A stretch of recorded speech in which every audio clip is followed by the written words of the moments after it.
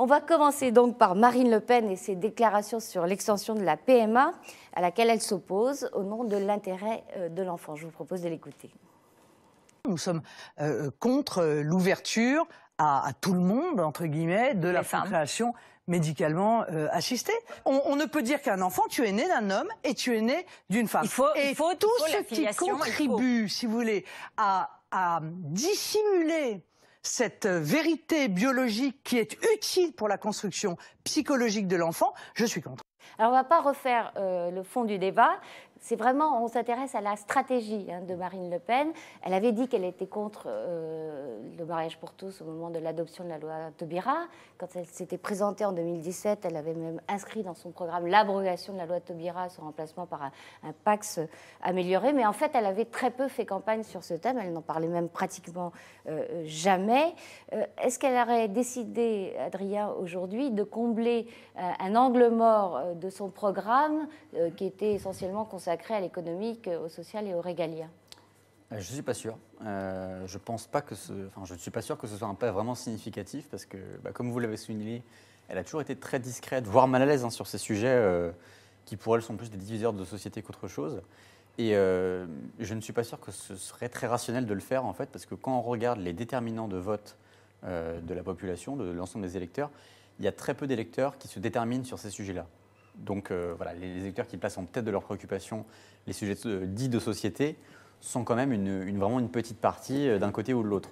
Donc je pense que l'intérêt, quand on aspire à gagner une élection sur ces sujets-là, c'est de ne pas apparaître trop radical d'un côté ou de l'autre. Donc je ne suis pas persuadé. D'ailleurs, quand on regarde l'extrait, quand on entend parler, elle n'est pas vraiment radicale non plus. Elle n'a pas un discours extrêmement conservateur parce qu'elle parle de l'affiliation, etc. Mais on n'est pas encore d'une clarté totale, il n'y a pas une doctrine élaborée. Donc je ne suis pas sûr, je pense que c'est peut-être un petit effet d'opportunité avec le score de Bellamy assez faible et peut-être une volonté aussi de contrecarrer un petit peu Marion Maréchal.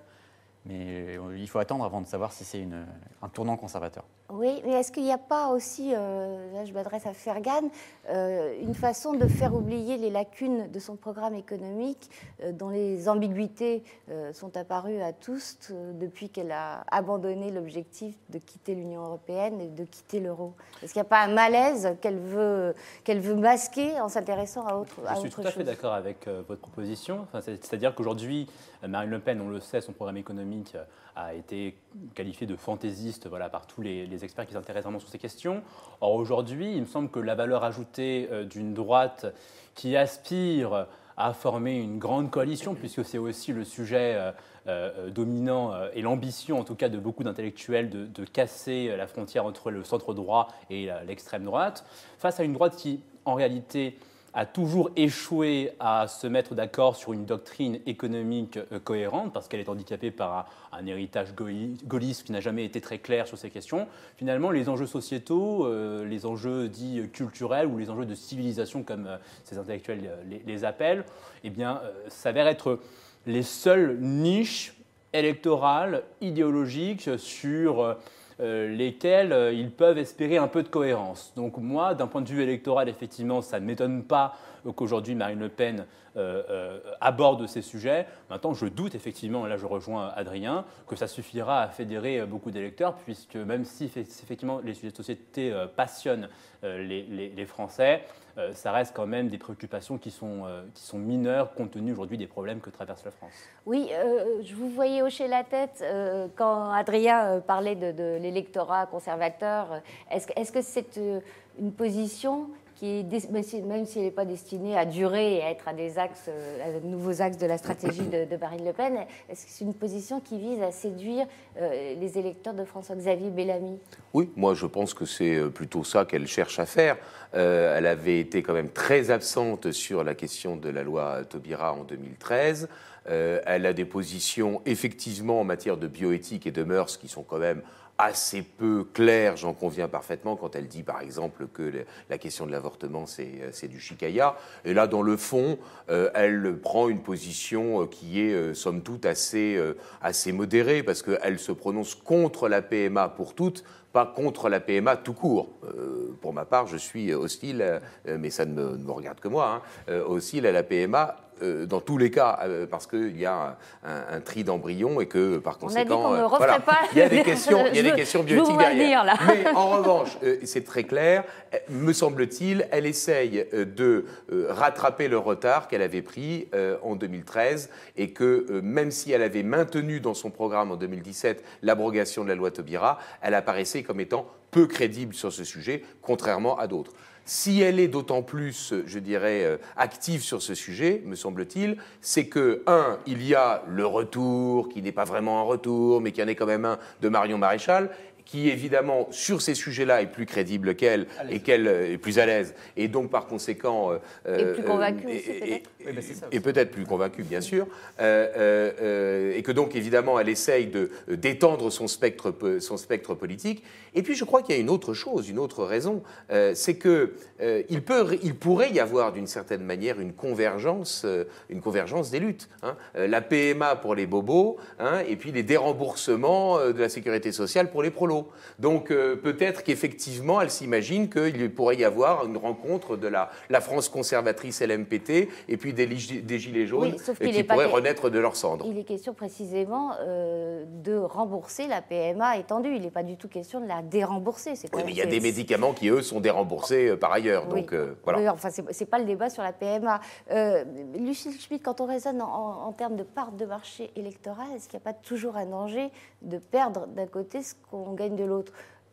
Appliquée au cas du Rassemblement national, est-ce que la stratégie qui était celle de Florent Philippot, on ne parle pas des sujets de société, on fait dans le social, on parle du social, et d'immigration, mais on tient sur le social un discours qu'un autre frontiste, Nicolas Bay, avait comparé au discours de la CGT, avait amené des électeurs, avait contribué au succès du Front National. Est-ce que si elle retourne vers un discours, ou si elle va vers un discours plus conservateur, dont Philippot ne voulait pas, est-ce que ces électeurs-là ne risquent pas de s'en aller?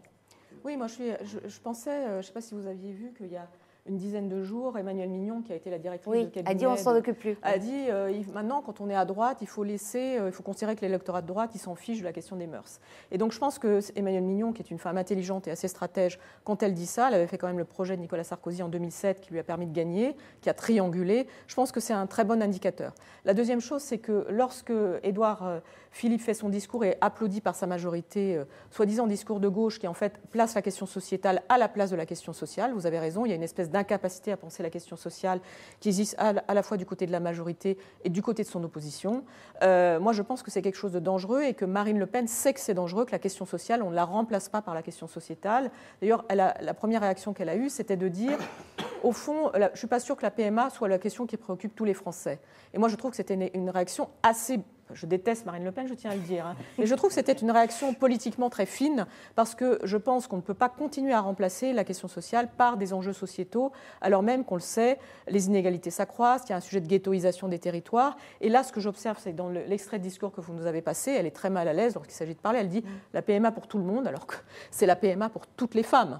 Donc on voit qu'elle ne connaît pas du tout le sujet. Moi, c'est ça qui me frappe. Ça me rappelle un peu le deuxième tour, le débat de deuxième tour. On voit que sur certaines questions, elle est au fond très pataude et qu'elle ferait mieux de ne pas s'en approcher. Je pense que si elle est c'est une bonne stratège politique, si elle le comprend suffisamment vite, elle laissera ça à Marion Maréchal Le Pen. D'ailleurs, on a posé la question à nos internautes. Marine Le Pen a-t-elle raison de s'opposer à l'extension de la PMA aux couples de femmes? Et eux répondent oui à 51%, ce qui est une petite majorité, et non à 49%. Engal nous écrit « La ficelle est décidément bien grosse pour récupérer les perdus des Républicains. Comment croire cette personne dont le seul objectif est de récupérer des voix en activant les peurs, les haines et les promesses impossibles ?» Voilà. Et nous avons le fidèle Babineau qui nous dit « Peu importe les positions de Marine Le Pen, l'opinion publique est majoritairement favorable à l'extension de la PMA. » Il me semble. Oui, c'est vrai d'ailleurs, oui. Selon les sondages. Oui, selon les sondages. C'est vrai que vous disiez tous qu'on ne pouvait plus coller des positions sur ce sujet avec des appartenances politiques. Elles ne se recoupent plus. On a vu qu'à la présidentielle, l'électorat catholique avait voté massivement plutôt pour Emmanuel Macron. Qui compte étendre la PMA. Donc ça brouille les lignes.